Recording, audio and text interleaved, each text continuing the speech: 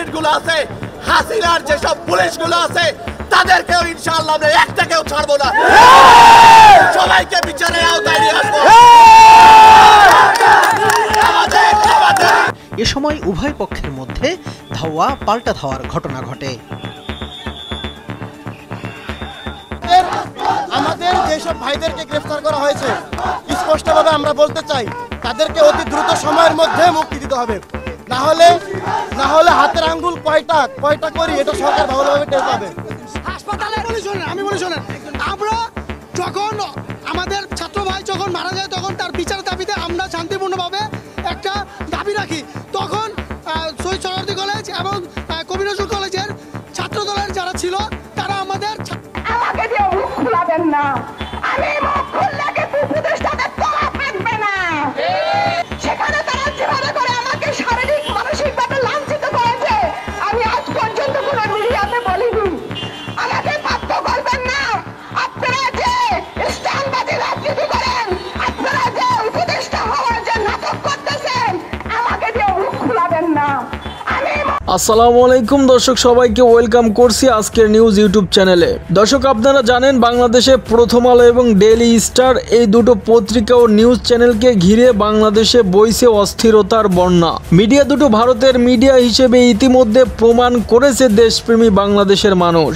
দর্শক, বাংলাদেশের কোনো মিডিয়া ভারতে গিয়ে স্থায়ীভাবে কোনো সংবাদ প্রচার করবে এমন কোনো অনুমতি নেই ভারতে, অথচ ভারতের মিডিয়া বাংলাদেশে এসে স্থায়ীভাবে বাংলাদেশ সম্পর্কে গভীর থেকে গোপনীয় তথ্য পাচার করছে ভারতের কাছে। অন্তর্বর্তীকালীন সরকার ডক্টর ইউনূস আজকে এই দুটো মিডিয়াকে চিরদিনের জন্য বাংলাদেশ থেকে মুছে ফেলার জন্য জনগণকেই নির্দেশ দিয়েছে। তো দর্শক, চলুন এবারে আমরা সম্পূর্ণ বিস্তারিত দেখে আসি টিভি স্ক্রিনের পর্দা থেকে। চিকিৎসাধীন অবস্থায় শিক্ষার্থী মৃত্যুর ঘটনায় ন্যাশনাল মেডিকেল ইনস্টিটিউট হাসপাতাল, কবি নজরুল সরকারি কলেজ, শহীদ সোহরাওয়ার্দী কলেজে ব্যাপক ভাঙচুরের ঘটনা ঘটেছে। ভাঙচুর হওয়া হাসপাতাল ও কলেজের শিক্ষার্থীরা জানান, ডাক্তার মাহবুবুর রহমান মোল্লা কলেজের শিক্ষার্থীদের নেতৃত্বে আরও কয়েকটি কলেজের শিক্ষার্থীরা যুক্ত হয়ে এই হামলা চালায়। এ সময় ভাঙচুরের পাশাপাশি সার্টিফিকেট, টাকা সহ বহু জরুরি কাগজপত্র লুটপাট করে তারা। মাইনুল মারুফের প্রতিবেদন। রোববার ঢাকা ন্যাশনাল মেডিকেল ইনস্টিটিউট হাসপাতালের দিকে দলে দলে আসতে থাকে বিভিন্ন কলেজের শিক্ষার্থীরা। ডাক্তার মাহবুবুর রহমান মোল্লা কলেজের শিক্ষার্থী অভিজিতের চিকিৎসায় গাফলতির কারণে মৃত্যুর অভিযোগ তাদের। সেই প্রেক্ষিতে হাসপাতাল ঘেরাও ও ভাঙচুর করে তারা। 2-4-5,000 পোলাপাইন নিয়ে আসছে। এখানে ডিএমআরসির পোলাপাইন ছিল, তারপর নারায়ণগঞ্জের ছিল। কেউ সিসি ক্যামেরা ফুটেজ চুরি করে নিয়ে যাচ্ছে, কেউ হেডলাইট খুলে নিয়ে যাচ্ছে, কেউ হোন্ডার চাবি নিয়ে যাচ্ছে। আমাদের ছেলেমেয়েরা গেছে পরীক্ষা দিতে, আমাদের ছেলে মেয়ে সবগুলোকে মারছে এবং ইভেন মোবাইল টোবাইল যা ছিল সব হাইজ্যাক করছে ওরা।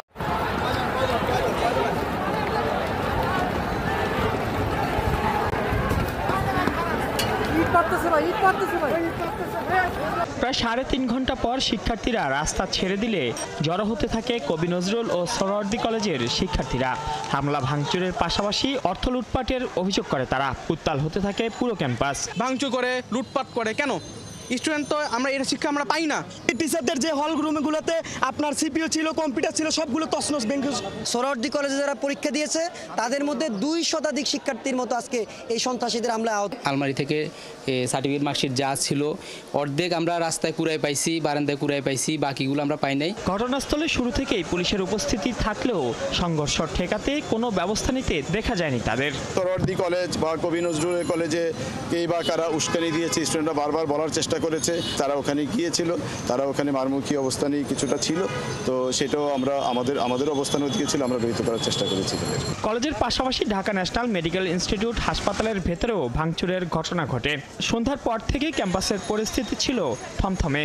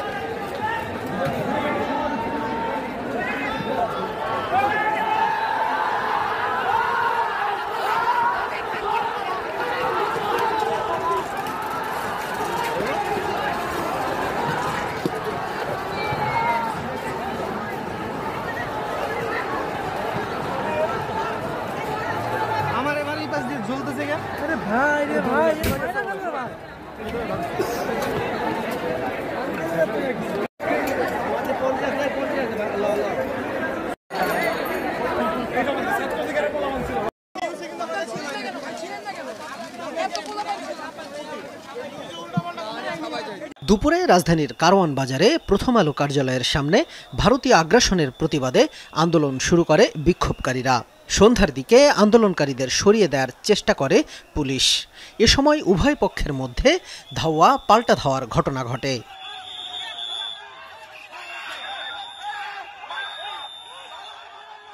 পরিস্থিতি নিয়ন্ত্রণে পুলিশ টিয়ারশেল ও সাউন্ড গ্রেনেড নিক্ষেপ করে। পরে সেনাবাহিনী বিক্ষোভকারীদের সরিয়ে দিলে পরিস্থিতি শান্ত হয়।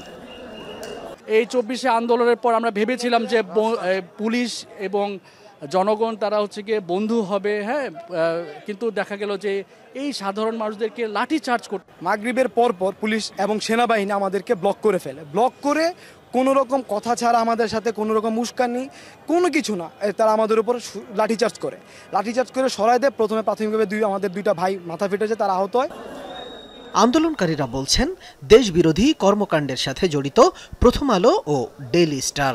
দাবি আদায় না হওয়া পর্যন্ত প্রথম আলো ও ডেইলি স্টারের বিরুদ্ধে এ কর্মসূচি চলবে বলে হুঁশিয়ারি দেন তারা। এই প্রথম আলো এবং দিল্লি স্টারের প্রাচীর আমরা ভেঙে দিব ইনশাআল্লাহ। মূল অবস্থান ছিল যে প্রথম আলো এবং দ্য ডেইলি স্টার এটা আমাদের কাছে ভারতের দালাল, আমরা তাদেরকে ভারতের দালাল হিসেবে চিহ্নিত করেছি। তাদের বিরুদ্ধে আমাদের এখানে একটা অবস্থান ছিল এবং এখানে একটা উৎসব মুখের পরিবেশ ছিল, যেখানে গরু জবাই করে আমরা সবাই মিলে খাওয়া দাওয়া করবো। তো ঠিক সেই মুহূর্তে মাগরিবের পরে পুলিশ লাঠিচার্জ করে। এর আগেও গত বৃহস্পতিবার ও শুক্রবার প্রথম আলো ডেইলি স্টার অফিসের সামনে বিক্ষোভ কর্মসূচি পালন করে বিক্ষোভকারীরা। বাংলাদেশের জনগণের ব্যানারে এই কর্মসূচি পালন করে তারা।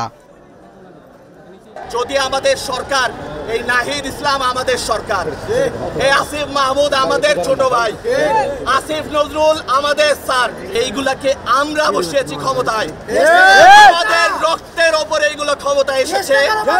কোনোভাবেই মনে রাখতে হবে, কোনোভাবেই আমরা এত সহজে এই ইন্ডিয়ান আধিপত্যবাদী প্রথম আলো এবং দিল্লি স্টারকে ছেড়ে দিব না ইনশাআল্লাহ। যদি প্রথম আলো আমাদেরকে চ্যালেঞ্জ দিতে চাই, পুলিশ শুনলাম 2 জন ভাইকে গ্রেফতার করেছে, তাদেরকে যদি উইদিন 1 আওয়ারের ভেতরে ছেড়ে দেওয়া না হয়, তাহলে আমরা এমন কোনো কর্মসূচি দিব যেটাতে বাদবাকি যে কালপ্রিট গুলো আছে, হাসিনার যেসব পুলিশগুলো আছে, তাদেরকেও ইনশাআল্লাহ আমরা একটাকেও ছাড়বো না, সবাইকে বিচারের আওতায় নিয়ে আসবো।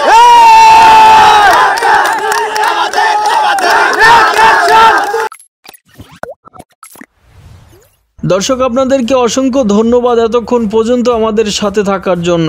আপনারা দেখছিলেন এই মুহূর্তে আমাদের হাতে থাকা আজকের সবচাইতে আলোচিত, সমালোচিত এবং সর্বশেষ কিছু আপডেট সংবাদ। দর্শক, আপনি যেহেতু এই বাংলাদেশের নাগরিক, তাই এই বাংলাদেশকে রক্ষা করা আপনার আমারই দায়িত্ব। এবং বাংলাদেশ সম্পর্কে কখন কিভাবে কি ঘটছে, বাংলাদেশের কোন জায়গায় কি হচ্ছে, আনাচে কানাচে সবকিছু তথ্য আপনার আমার সবারই জানা দরকার। দর্শক, ভিডিওটি কেমন লাগলো অবশ্যই আপনারা কমেন্ট করে আমাদেরকে জানাবেন। ভালো লাগলে লাইক, কমেন্ট ও সাবস্ক্রাইব করতে ভুলবেন না। দর্শক, আপনারা জানেন আমরা আমাদের এই টিভি চ্যানেলে প্রতিদিনের সবচাইতে বেশি ভাইরাল এবং আপডেট সংবাদগুলো আপনাদের জন্য প্রচার করে থাকি, যাতে করে আপনারা কোনো খোঁজাখুঁজি বা ঝামেলা না করে বাংলাদেশের বর্তমান অবস্থা ও রাজনৈতিক পরিস্থিতি সম্পর্কে সুন্দর এবং পরিষ্কারভাবে জানতে পারেন। তাই আপনাদেরকে বিশেষভাবে অনুরোধ করছি আমাদের এই চ্যানেলটি সাবস্ক্রাইব করে সর্বদা আমাদের সাথে থাকার জন্য। আর যদি আপনি অলরেডি আমাদের এই চ্যানেলের একজন সদস্য হয়ে থাকেন, তাহলে আপনাকে প্রাণঢালা শুভেচ্ছা এবং অভিনন্দন। সেই সাথে পরবর্তী ভিডিও দেখার আমন্ত্রণ জানিয়ে এখানে রাখছি। আল্লাহ হাফেজ।